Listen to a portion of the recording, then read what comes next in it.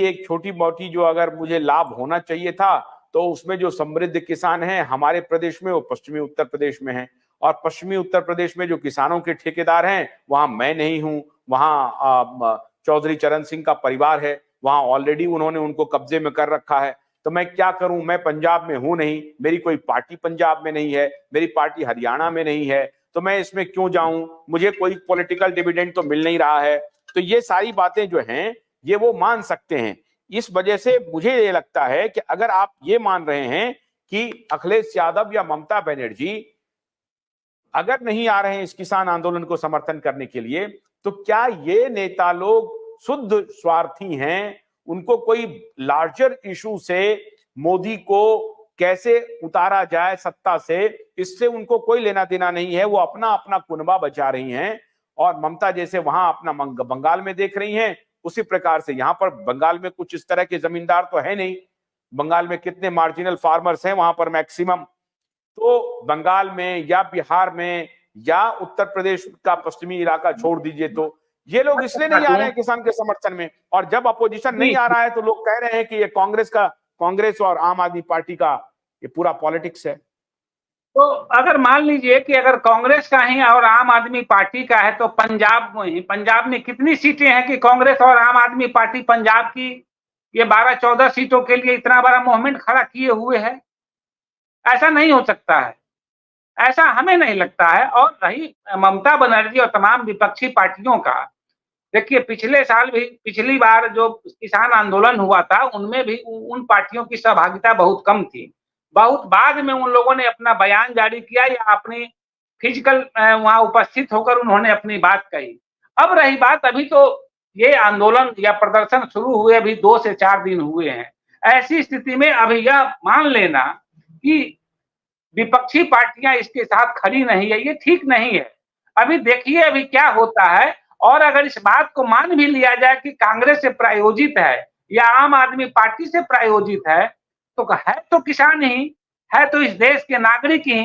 तो ऐसी स्थिति में सरकार के साथ बातचीत तो होनी चाहिए, मानो या ना मानो। बाकी चीजें तो देश का अंतिम सत्य कुछ है नहीं।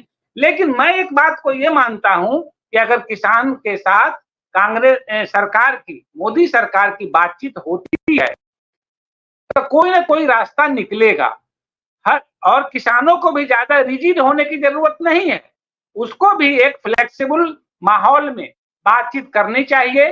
जो संभव हो, जो उसमें लाभकारी हो, वो काम करना चाहिए। और अगर ऐसा होता है तो पूरे किसान बिरादरी का लाभ होगा, पूरे देश के किसानों का इसमें लाभ होगा। भले ही जहां पर जिन प्रदेशों में बड़े बड़े किसान नहीं हो उनको भी कुछ लाभ हो जाएगा। तो ऐसी स्थिति में हरियाणा, पंजाब, वेस्ट यूपी या महाराष्ट्र के किसान जो काफी किसानी करते हैं, उनको तो उनकी तो बात सुनी जानी चाहिए। और किसान की जो बात हम करते हैं, 4-5 राज्यों में ये बड़े किसान हैं ये।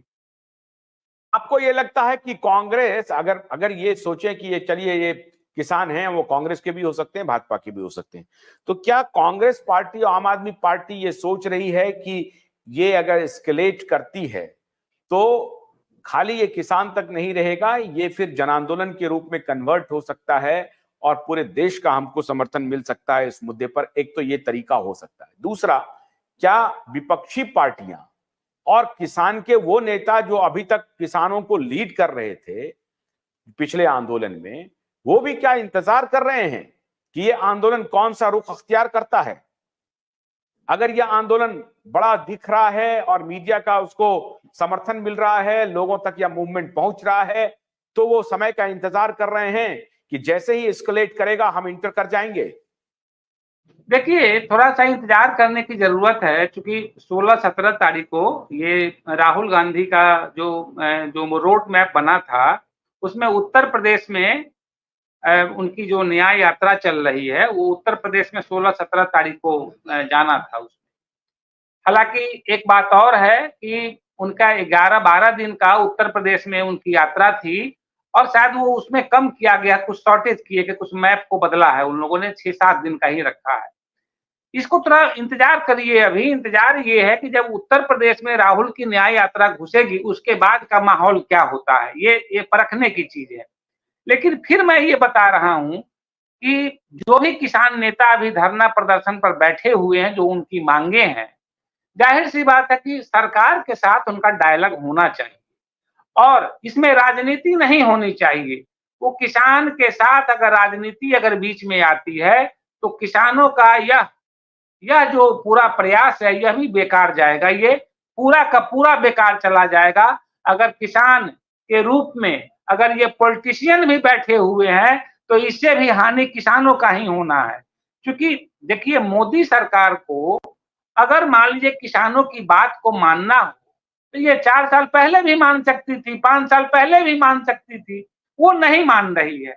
क्यों नहीं मान रही है? ये तर्क बड़ा विचित्र लगता है कि सरकार किसानों का नारा लगाते हो, किसानों की बात नहीं मान रहे हो। पूंजीपतियों का कर्ज माफ करते हो, किसानों का एमएसपी नहीं दे रहे हो। ये तमाम तरह की चीजें हैं। हम इस बहस में नहीं जाना चाहते कि धरना पर कौन से किसान बैठे हुए हैं। मेरा केवल ये मानना है कि किसान जिस इशू को लेकर बैठे हुए हैं, सरकार को उससे बात करनी चाहिए। और अगर कांग्रेस, आम आदमी पार्टी या एटसेट्रा जितनी भी राजनीतिक पार्टियां हैं, अगर इसमें कोई नौटंकी और तमाशा कर रही है तो हो सकता है इसका बुरा परिणाम भी उसी पार्टी को झेलना पड़ेगा। और किसान देखिए, जनता को जब ज्यादा हरास करिएगा तो कोई भी जनता किसी का होती नहीं है। जिस तरह से पॉलिटिशियन किसी का नहीं है, उसी तरह जनता भी समझिए किसी को सत्ता देती है और सत्ता से हटाती भी है। तो ऐसी स्थिति में तो किसानों को समझिए कि यह भी देखना चाहिए, जो लोग धरना प्रदर्शन पर बैठे हैं उनको इस बात को हमेशा ध्यान रखना चाहिए कि राजनीति नहीं हो। और आपको याद होगा पिछली बार के आंदोलन में राकेश टिकैत ने साफ साफ कह दिया था कि इस किसान के मंच पर कोई पॉलिटिशियन नहीं आएगा। बहुत दिनों तक उस मंच पर कोई पॉलिटिशियन नहीं गया और बाद में समझिए कि धीरे धीरे पॉलिटिशियन लोग भी बयान देते गए, आते गए। और यही वजह है कि आपने जो सवाल उठाया है कि भी 3-4 दिन की बात है कि अभी कोई पॉलिटिशियन इसके पीछे खड़ा नहीं है। उसका कारण भी है क्योंकि राजनीति जहां पर प्रवेश करेगी उस धरना प्रदर्शन बर्बाद हो जाएगा वो। इसलिए मूल मुद्दा ये है कि किसानों की जो मांग है वो पूरी होनी चाहिए। एमएसपी उनकी बड़ी मांग है। इसके अलावा और 12-14 छोटी-छोटी और बहुत सारे मांगे हैं, उसको भी समझिए कि सरकार को उस पर गौर करना चाहिए। किसान हमारे अन्नदाता है, किसान को खुश रखने की जरूरत है और सरकार के लिए वोट बैंक भी है। भोलानाथ का ब्रश कटर एक बैटरी से चलने वाली मशीन है जिसका चार्जिंग समय 3.5 घंटे है। इसे हम 6 से 8 घंटे बिना रुके चला सकते हैं। एक बार चार्ज करने पर ये 16,000 स्क्वायर फीट गेहूं, चावल, बजरा, जोवर के खेत काट सकता है, जबकि इसी कार्य को पेट्रोल ब्रश कटर 1,000 रुपए पेट्रोल का खर्चा करता है।